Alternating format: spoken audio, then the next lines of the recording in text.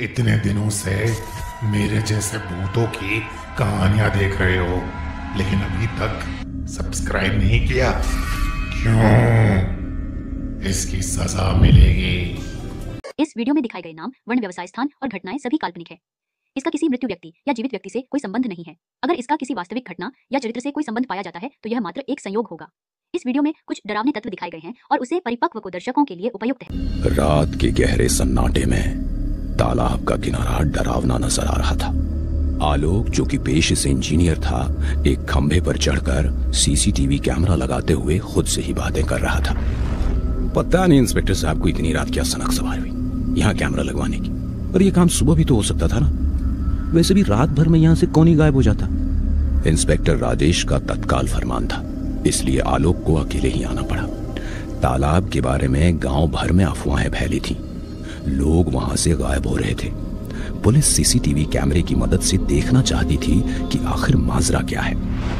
फिर आलोक ने आखिरी स्क्रू कसते हुए कहा, यह हो गई फिटिंग, अब बाकी का काम नीचे उतरकर हो जाएगा। वो खुद से ही सारी बातें कर रहा था कि अचानक उसे तालाब के पानी में किसी के होने का एहसास हुआ। तालाब के पानी में इतनी रात को कौन हो सकता है? आलोक ध्यान से देखने की कोशिश कर ही रहा था कि तभी उसे सामने से तेज रफ्तार में आती हुई एक बस नजर आई, जिसकी रोशनी से आलोक की आंखें चौंधिया गईं और देखते ही देखते बस अपना नियंत्रण खोते हुए उस खंभे से एक भीषण टक्कर में आलोक की चीख कहीं दब सी गई। कुछ देर बाद जब आलोक को होश आया तो उसने देखा वो तालाब के पानी में गिरा था। उसे महसूस हो रहा था जैसे उसके अगल बगल कोई और भी है। आलोक बेहद डर चुका था। वो कोशिश कर रहा था कि किसी तरह वो तालाब के पानी से बाहर निकले, मगर उसकी कोशिशें नाकाम हो रही थीं। किसी ने उसे पानी के अंदर पकड़ रखा था। आलोक किसी तरह कोशिश करता हुआ लगभग किनारे पहुंचने ही वाला था कि तभी पानी के अंदर से किसी ने उसे खींच लिया। उसकी चीख से इलाका गूंज गया। पानी के अंदर से हवा के बुलबुले बाहर निकल रहे थे, मगर आलोक बाहर ना निकल पाया। अगली सुबह तालाब के किनारे इंस्पेक्टर राजेश जांच पड़ताल करने पहुंचे थे। उनके आसपास गांव के ही कुछ लोग भी खड़े थे। खंभा गिरा हुआ था, जिसमें लगा हुआ सीसीटीवी कैमरा पूरी तरह से टूट चुका था। फिर इंस्पेक्टर राजेश चारों तरफ देखते हुए बोले, खंभा टूट कर गिरा है, सीसीटीवी कैमरा लगा तो है पर पूरी तरह से टूट चुका है। बाकी तो यहाँ कुछ भी नजर नहीं आ रहा। अब सवाल ये है कि आखिर आलोक का बच्चा कल रात से कहाँ गायब है? तभी गांव के मुखिया इंस्पेक्टर राजेश के सामने आते हुए बोले, मैंने तो आपसे पहले ही कहा था इंस्पेक्टर साहब, उस घटना के बाद से ये तालाब भूतिया हो गया है। पहले वो 3 लड़कियां, फिर महतो की बकरियां, गांव का धोबी और अब ये आलोक, सभी रहस्यमयी ढंग से गायब हो चुके हैं, जिनका कोई पता नहीं। हमें यहाँ शांति पाठ कराकर इस तालाब की घेराबंदी कर देनी चाहिए, वरना लोग गायब होते रहेंगे। मुखिया सुझाव देने के साथ साथ किसी घटना का जिक्र करना चाहता था, मगर इंस्पेक्टर राजेश ने उसे डांटते हुए चुप करा दिया। मुखिया जी, ये बिहार का मधुबनी है, अपनी संस्कृति और कलाकृतियों के लिए मशहूर है। ऐसी अफवाहों से यहाँ का नाम बदनाम न करिए। कुछ नहीं है इस तालाब में। अच्छा होगा आप अपनी बकवास कहानियां किसी को ना सुनाएं। मुखिया चुप हो गया। फिर इंस्पेक्टर राजेश ने पूरी तरह से तहकीकात की, मगर आलोक का कोई पता नहीं चला। इस घटना को कुछ रोज गुजर गए। इंस्पेक्टर राजेश देर रात अकेले थाने में बैठा हुआ फोन पर किसी से बातें कर रहा था। जी सर, हमने हर तरीके से खोजबीन की, मगर लोग कहां गायब हो रहे हैं पता ही नहीं चल रहा। अगर उस आलोक के फोन का लास्ट लोकेशन हमें मिल जाए तो शायद कुछ मदद हो जाए।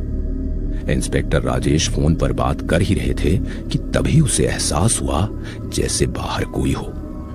कौन है वहां अंधेरे में? सामने आओ। पहले तो अंधेरे में खड़े उस साए में कोई हलचल नहीं हुई, मगर जैसे ही राजेश ने आगे बढ़ना चाहा, वो सामने आ गया, जिसे देखकर राजेश चौंक पड़ा। ये कोई और नहीं बल्कि आलोक था, पानी से भीगा हुआ, जो कि बिल्कुल सफेद पड़ चुका था।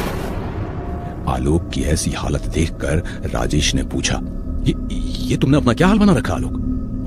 और तुम इतने दिन से कहां गायब थे? मुझे रिपोर्ट लिखानी है। हादसा हुआ है, मदद चाहिए इंस्पेक्टर साहब। आलोक का बर्ताव अजीब था। वो बड़बड़ाता हुआ वहां से मुड़कर जाने लगा। इंस्पेक्टर राजेश उसके पीछे चल पड़ा था। तालाब की ओर बढ़ते आलोक और इंस्पेक्टर राजेश अंधेरे में कहीं गुम होते जा रहे थे। आलोक का पीछा करते हुए इंस्पेक्टर राजेश तालाब के किनारे पहुंच गया था।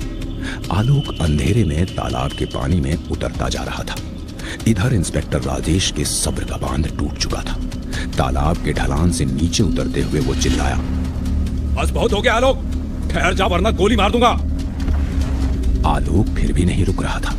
इंस्पेक्टर राजेश ने आलोक को वार्निंग देने के लिए अपने रिवॉल्वर से तभी उसे एहसास हुआ जैसे किसी ने उसके पैरों को पकड़ रखा हो, मगर अंधेरे में उसे कोई नजर नहीं आ रहा था। वो धीरे धीरे कीचड़ में धंसता जा रहा। ओह माय गॉड, ये क्या हो रहा है? इधर गांव में रात के वक्त गांव का मुखिया अपने बंगले में बैठा हुआ हुक्का पी रहा था। तभी उसके कान में गोली चलने और चीखने की आवाज पड़ी। उसके मन में शक बैठ चुका था कि तालाब के किनारे कुछ तो गड़बड़ थी।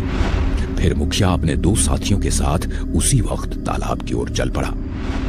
तालाब के किनारे पहुंचकर मुखिया ने अपने दोनों साथियों से इशारा किया और खुद भी ढूंढने में लग गया कि आखिर तालाब के किनारे था कौन।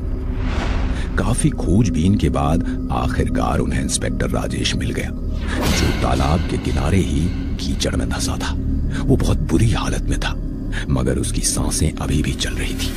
वो उसे वहां से निकाल ही रहे थे कि तभी उन्हें एहसास हुआ जैसे उनके पास कोई हो, मगर नजर नहीं आ रहा था। मुखिया ने घबराते हुए अपने साथियों से कहा, जल्दी यहां से चलो। इस घटना के कुछ घंटे बाद इंस्पेक्टर राजेश एक बिस्तर पर लेटा हुआ था। उसके शरीर पर कई जख्म थे और उसका इलाज गांव के ही एक डॉक्टर साहब कर रहे थे। मुखिया और उसके परिवार वाले डरे और घबराए हुए थे। तभी मुखिया के एक साथी ने पूछा, मुखिया जी, आखिर वो तालाब भूतिया कैसे हो गया? इसके पीछे क्या कहानी है? इस घटना को सभी गांव वाले जानते हैं, पर इसे मानने से सभी इनकार करते हैं, जैसा कि आपके इंस्पेक्टर साहब कर रहे थे। दरअसल बात आज से 1 साल पहले की है। रात के अंधेरे में यात्रियों से भरी एक बस तालाब के बगल से गुजरती हुई नियंत्रण से बाहर होकर तालाब में गिर गई थी। लोग डूबकर मर रहे थे और गांव वालों को मदद के लिए पुकार रहे थे, मगर काफी देर के बाद भी गांव से कोई भी मदद नहीं पहुंची। 1-2 लोग जिंदा बच गए थे, जो गांव में आकर हर घर का दरवाजा खटखटा रहे थे ताकि वहां कोई मदद पहुंचे। मगर जब तक लोगों ने उनकी बातें सुनी और तालाब तक पहुंचे, उनकी आत्माएं आज भी तालाब के पानी में हैं और मधुबनी गांव का ये तालाब तब से भूतिया है। मुखिया ने तालाब की सच्चाई अपने दोनों साथियों को बताई। उनको यकीन हो चुका था कि मधुबनी गांव का तालाब उस घटना के बाद से भूतिया हो चुका था। लोग अब रात या फिर कड़ी दोपहर में वहां जाने से कतराते थे और तालाब के बारे में बातें करने से भी कतराते थे। इस घटना के कुछ दिनों बाद इंस्पेक्टर राजेश को तो होश आ चुका था, मगर उसने तालाब के पास उस दिन कुछ ऐसा देखा जिसकी वजह से उसका मानसिक संतुलन बिगड़ चुका था। वो किसी भी बात का कोई जवाब नहीं देता था और अक्सर एक ही बात दोहराता था, तालाब में हादसा हुआ है, मदद चाहिए, मदद।